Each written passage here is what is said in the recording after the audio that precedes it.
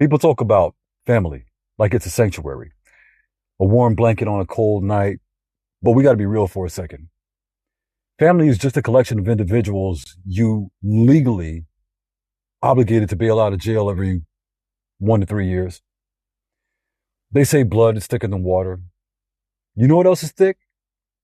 Lead, and just as heavy. Think about your uncle Rico. Rico hasn't held a job since the Ford administration, but he's at every Thanksgiving, eating the lion's share of yams and asking, why haven't you made it yet? Rico isn't family.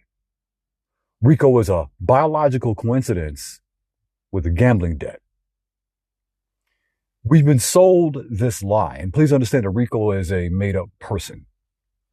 We've been sold this lie about the double helix like it's a contract, a binding agreement that says, I have to like you just because our ancestors survived the same famine. If the only thing we have in common is a recessed chin and a predisposition to high blood pressure, stay off my lawn. You want to be family? Go earn it. Go be the person who says sits in the hospital room, when the lights go dim. Hey, I heard you won the lottery. We're related, remember? That's what we get.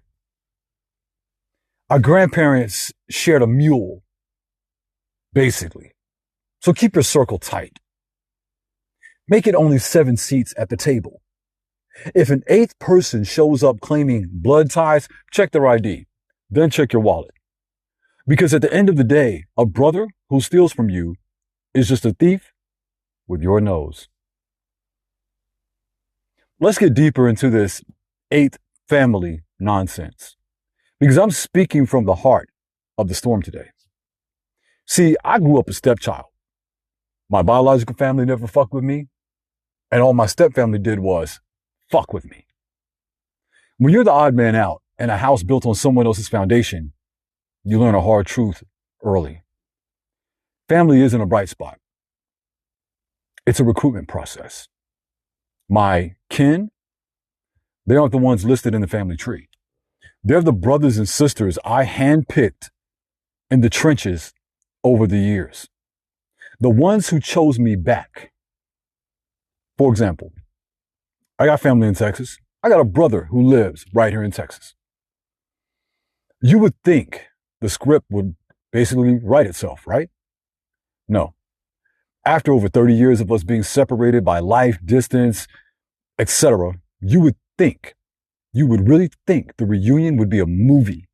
2 long lost souls coming together, being inseparable, making up for lost time. 30 years is a lifetime. See, you don't just bridge that gap with a handshake and a how you been. Just because we share a map of bloodline doesn't mean we share a vibe. We're like 2 different languages trying to read the same book. People are going to expect you to force it and say, that's your brother. And I say, that's a stranger who shares a minimal part of my medical history. The friends I've made, the ones who have seen me at my lowest and didn't look for an exit. That's my DNA. We didn't need a parent in common to build a bond. We built it on respect, on showing up, on the fact that we actually like each other. If you're out here waiting for a relative to finally act like family, stop holding your breath. You're going to suffocate. Go out, find your 7. Leave that 8th motherfucker on the porch with his excuses.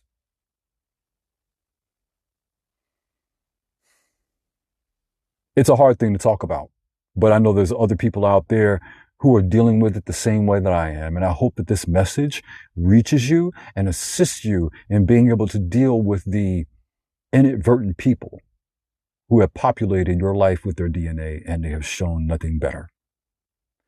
Blood might be thicker than water, but it's a hell of a lot easier to drown in. Choose your circle, my people. Don't let a shared past name or a shared last name be an excuse for a shared headache. Amongst the light, this is the Willie Bobo Show. Peace.